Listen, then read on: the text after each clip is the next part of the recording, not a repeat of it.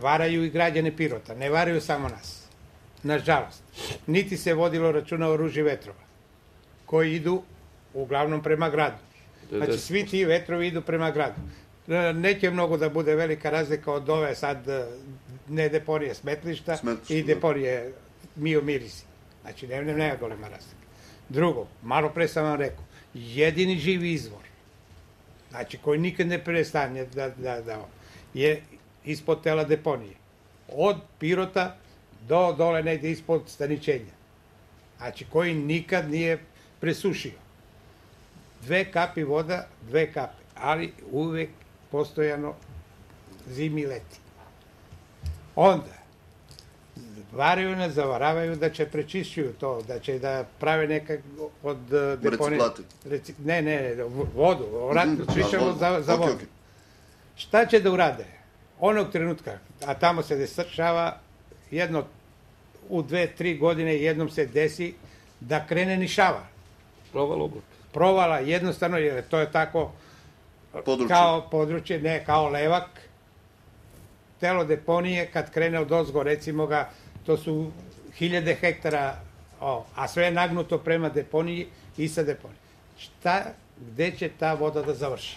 Nastavit ćete priču, samo da uključimo još jednog našeg gledalca. Dobro večer, da li se čujemo? Halo? Halo, dobro večer, izvolite. Dobro večer, ovdje je Nikola. Prvo bih htio da pozdravim vas u studiju i ove moje komšije.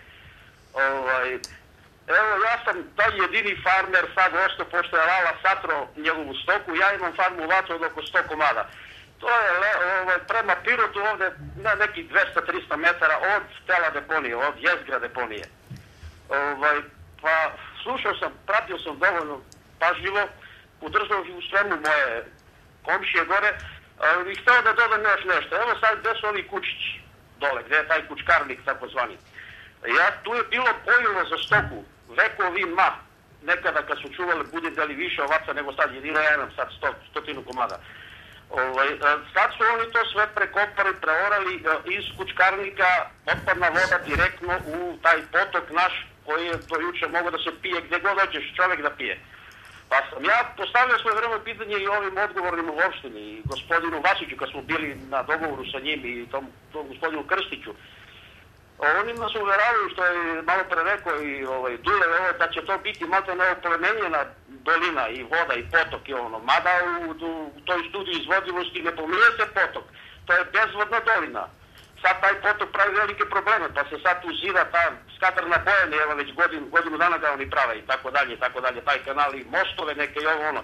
Ali ja sad pitam o nadležne, gdje ću ja moje ovce, pošto sam jedini ostao sad farmer, gdje da se te ovce napoje i gdje uopšte može da se priđe kod tog potoka. Drugo, imamo lokalni vodovod koji je 50 metara od tela deponije, više nje, gore, prema Belavi.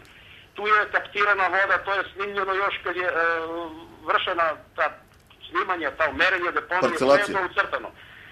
Vodu su nekako na jedvite jave, Zlatko Jovanović, građevinska firma je premeštala taj vod, mada on i dalje ide pored tela deponije, na nekih 20 metara. Ja kažem ljudi, da li će to biti ta voda za piće? Uopšte. Niko to ne kaže, oni samo to je dobijanje na vremenu, pa sad mi smo kolateralno šteta, kao ovi Amerikanci što nas bombardovaše i tako to, ali neće se završiti razlog. Ja u svemu podržavam moje komšije i onda poviše deponije, ovi moji komšije znaju, ja ni manje ni više imam negdje oko 18 hektara zemlje. To je znači na 50 metara od ograde moja pojila, bunari i tako dalje, poviše prema Belavi gore, ne pričamo sad ispod. Oni uveravaju da će to biti ispravno za stoku, za ovo, za ono, u šta ja uopšte ne mogu da poverujem. Jer ja 55 godina, nisam ja palavac, pa da me neko laže ovo, a ovčarstvo se bavi već 30 godina.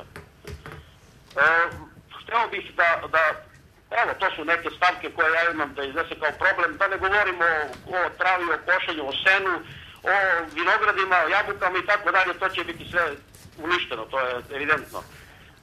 Pozdrav za moje komšije i neka nastavim na svu podršku imaju.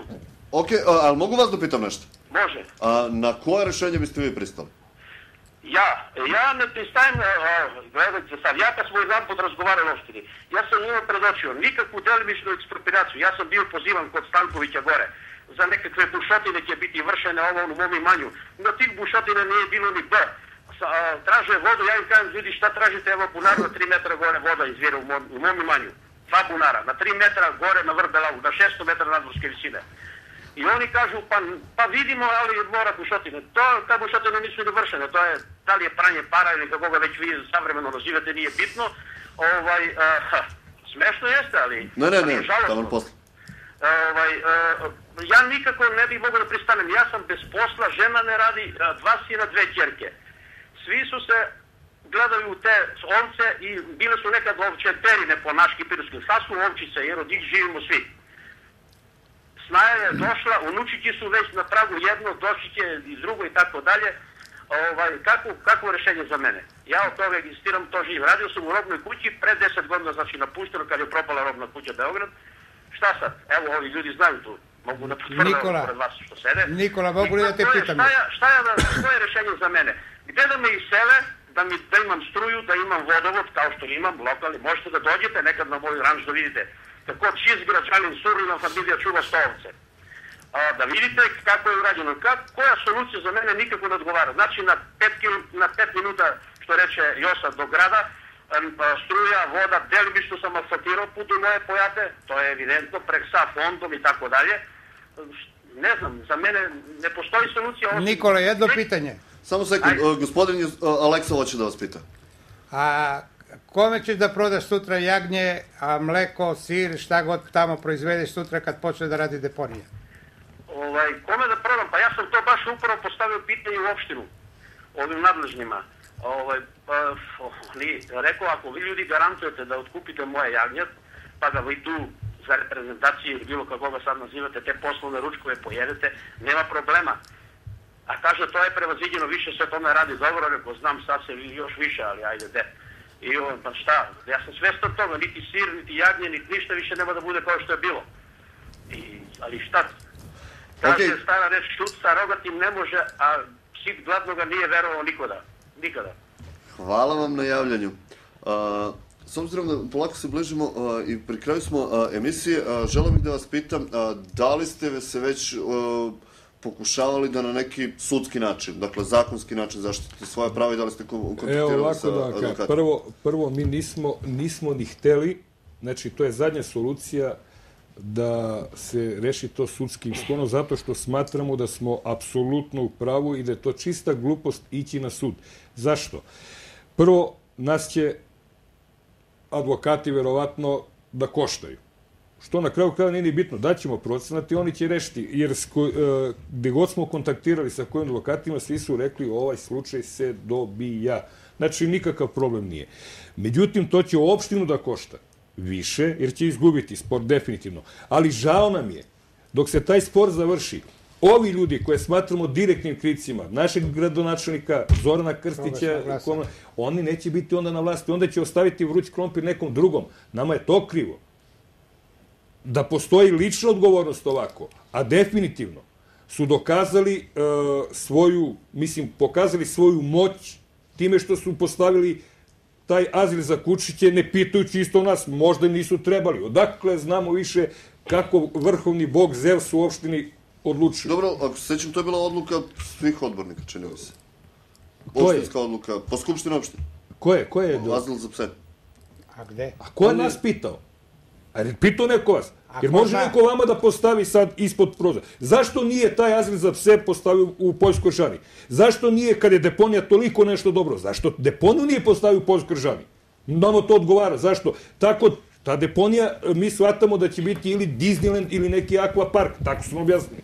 Zašto to u Poljskoj Žani nije postavljeno? Jeste razgovarali sa nekim strankama, na primjer? Da vam kažem, ja sam član Srpske napredne stranke, ali nisam toliko opredeljen za stranački da sam nastrojen, ali samo da podsjetim i gospodu u opštini da kad je ministar Dulić bio, kad je bila priča u okrugu, to je bilo pre mesec dana, da je ministar insistirao nikako na sudu, dogovor mora da bude.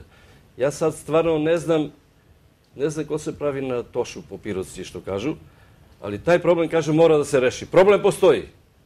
I stvarno, ja ne vidim. Hteo sam malo komšiju Nikolu da dopunim. Ja sam na mojoj farmi čuvao 10 prasulja. Ja sam godišnje proizvodio 200 prasića. Ja sam jesenas zatvorio farmu. Zašto? Mišljenje. Će tu biti pacovi. Pa šta ja nekome da prodam prase sa trihinelom? Pa ja bi bio gori nego Hitler. Pa na šta to liči? Ja sam satro. Objekti postoje, može to da se vidi. Objekti sa rešetkastim podovima, da ne pričam, ljudi koji to rade znaju. To sam radio sa apetitom i to me je relaksiralo. Ja to sad ne radim. Ja moram isto, izviniti što prekidam, čovek, isto jedan naš komšija, živi bukvalno od pčela. On je morao da iseli pčele, jer gde je telo deponija, to je bio velika Bagrimova šuma koja je posečena. Čovek bukvalno sada traži mesto gde da seli, a napravio je kuću koju je registrovao kao pčelarsku kuću. To nikom ništa. Mi nemamo sada oprašivanje, već nekoliko godina nemamo pčela. Sad nemamo pčele. Ljudi su od ranije tu donosili pčele na ispašu da ima. I nama su voćke bilo oprašene. Sada se ne oprašuju. Mi imamo manjak, strahovit gubitak, imamo i voća i povrće i tako da.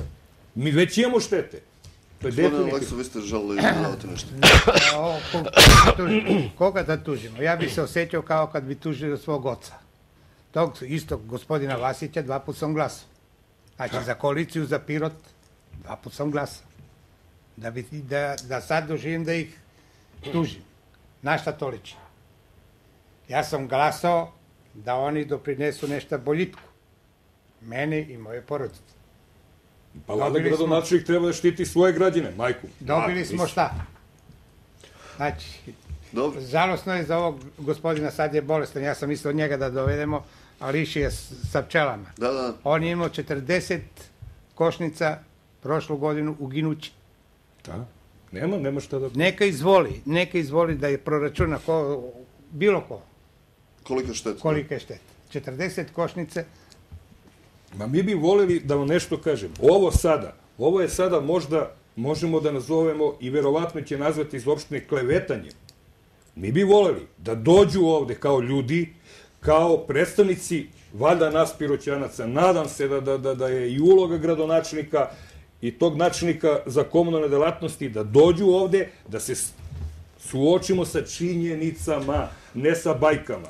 I neka dođu i neka odgovore i da se ljudi uključe.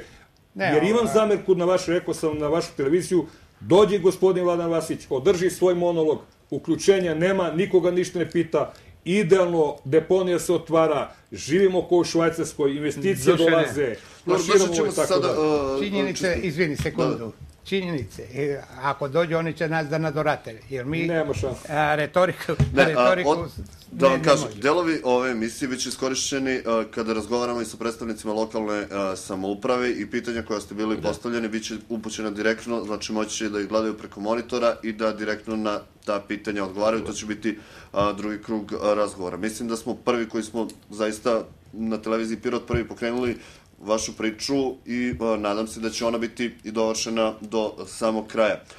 Ja sam rekao da je i ova emisija rađena u okviru saradnje koju je televizija Pirot ostvarila sa Evropskom unijom i sa BBC World Serviceom. Na kraju moram i da vas pitam svu trojicu, s obzirom da je ova deponija jedan krupan projekat Evropske unije, da li se plašite učlanjenja Srbije u Evropsku uniju i da li imate sada neko podozrenje prema čitavoj toj priči? Iskreno rečeno, ja u tu Evropsku uniju mnogo i ne verujem, ali ako je ova država rešila da ide, idemo mi. Kud svi tu i mali mujo. Ajde. Ali, ako se toliko kunemo u tu Evropsku uniju, onda daj da poštujemo te zakone. U Evropsku uniji gradonačelnici ne tumače zakon, oni čitaju. Razlika između